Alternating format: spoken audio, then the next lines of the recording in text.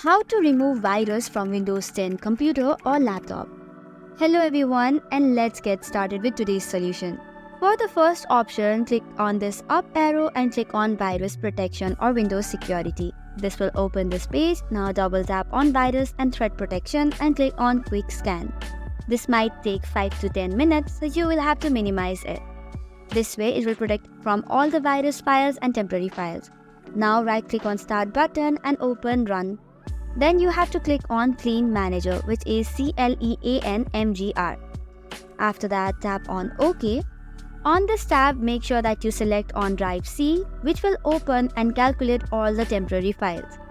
This way, all the virus will also be detected. Next up, you have to select the temporary files and the downloaded file option and click on OK or Clean Manager.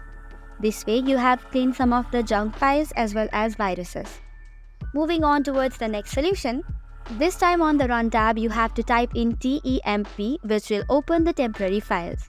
Once the folder is open, just select All by Ctrl A and click on Delete. This way you have deleted all the temporary files. You can leave the default folders and files as it is. Once this is done, let us again open the Run tab and this time search or type in %temp%.